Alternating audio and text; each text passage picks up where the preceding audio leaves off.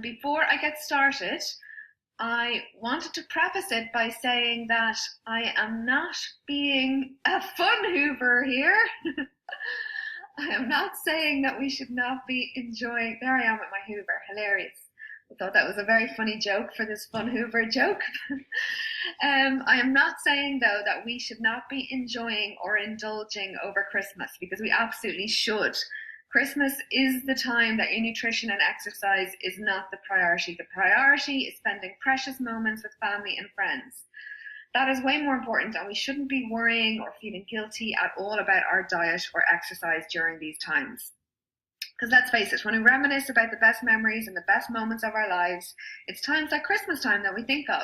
They're the times that make up the story of our life. So it's only a time to live in the present moment with friends and family and not be worrying.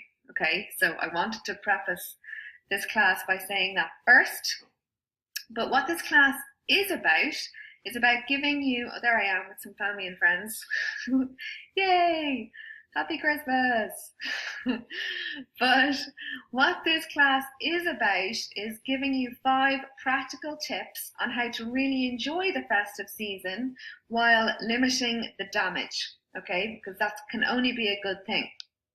And all of these tips are based on my tried and tested success formula, so you know they work. And as I said, it's about damage limitation so that you're not feeling terrible come January. So what are these 5 tips? They are, first one, have your Christmas cake and eat it too. The second one is ho ho throw out your scales. The third one is say hello to the holiday endorphins. Fourth one is alcohol and Christmas, what to drink. And the final one is have a plan, have a festive time. So there we go.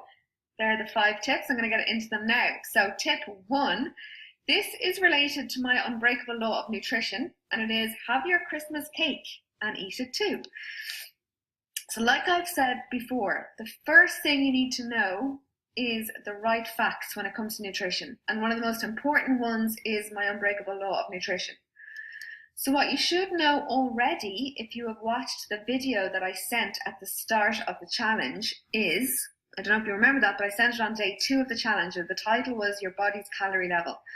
So you should know from watching that no matter what diet you follow, okay, whatever kind of nutrition you follow, whether it be paleo, ketogenic, Atkins, juicing, low carb, whatever it is, gluten-free, vegetarian, whatever diet you're following at the time, okay, and let's say all you're eating is really nutritious and healthy food, none of these diets will work for fat loss, or they won't help you control your weight unless you have your energy balance right.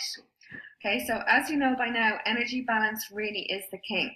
And that, what I mean by energy balance is simply calories in and calories out. So being aware of your specific body's calorie level is really the key to controlling your weight. Okay, that is basically the unbreakable law of nutrition. Okay, so I'm just giving a recap on that. Regardless of what you're eating, if your intake of calories is greater than what you burn, you will put on weight. There is absolutely no debating that, okay? Likewise, if you eat less calories than your body burns, you will lose weight, and it's as simple as that. Now, if you eat the exact same calories as your body burns, you will stay the same weight, and that state is your calorie maintenance level. And the aim of the game is to really know what that number is for you, because everybody is different. You know, you should not go by kind of average guidelines per adult that you see, because that's wrong. You know, we're all different shapes, we're different sizes, so we all have a different calorie maintenance level. So if you haven't watched the video I sent you last week, then I advise you after this to watch it so that you can basically calculate what your body's calorie number is. Okay, it's a really good exercise to do. You then know that number, and that's great. Okay. So now that we know how can we actually use this unbreakable law of nutrition to help us on our way during Christmas season and beyond? Well, to show you how, I want to tell you something about the unbreakable law of nutrition that most people do not know. And that is that this calorie guide I'm talking about does not just apply on a daily basis. It actually also applies to a weekly basis or even a monthly basis. Okay, so what do I mean? Well, it's best explained with an example. So let's take Grace. Grace's goal is fat loss, and so she has, for her specific body, her daily calorie target is 1800 calories. Okay, and that's worked out from the calculation I just talked about earlier. So Grace works hard during the week to control her calorie intake to make sure that she's hitting this target. Okay, so here she is during the week. However, on the weekend, she does like to let the hair down a bit, to eat out with friends and family, and she doesn't really like to pay attention to her calories, which is like the same as most of us at the weekend. But if you look at the below chart, okay, it's clear to see that Grace has eaten slightly below her calorie target each day during the week. So she's on track each day during the week for fat loss. But then at the weekend, she's eaten over her calorie target by a larger amount. So basically the amount of calories she's saved all week, she's actually gone over that amount of calories at the weekend. So it's cancelled out how well she was doing during the week. That's my point. I think a lot of people get confused when they're so good over the week, why they're not making progress. And it's because if you go over the top at the weekend by more than you've saved during the week, then you're not going to be making progress essentially. So after a few weeks or months of trying, Grace is doing this, that. She's wondering, why is she not making more progress and not losing any fat? And as I said, a lot of people face this challenge because it doesn't really matter if you've been really good all week. If you go and be excessive at the weekend, it will undo all your good work. Now, what has that got to do with Christmas? How can we use this law of nutrition to our advantage when there are big occasions coming up where you know you want to indulge, like Christmas? Well, we can use it to our advantage, which is great. So let's say you know that during December you have a party on, a Christmas party on in the evening where you know there's going to be lots of yummy food, lots of drink, and you want to just let your hair down and enjoy it and all the rest. Well, you may want to just eat a much smaller breakfast than usual and a much lighter lunch than usual. And this way you will save the majority of your calories for the evening time.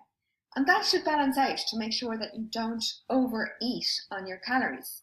Okay, so that's an example of using this law on a daily basis. But similarly, on a weekly basis, if you know that you have like a massive day of eating one day, for instance, Christmas Day, right?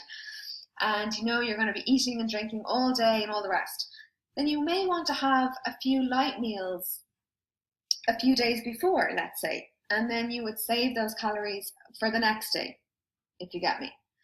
Okay, so do not worry about Christmas and the few days of overindulging, because to really gain a substantial amount of fat, it's actually a lot more difficult than you think. It requires not just eating one large meal or having a day where you're eating a lot is not going to make you put on fat.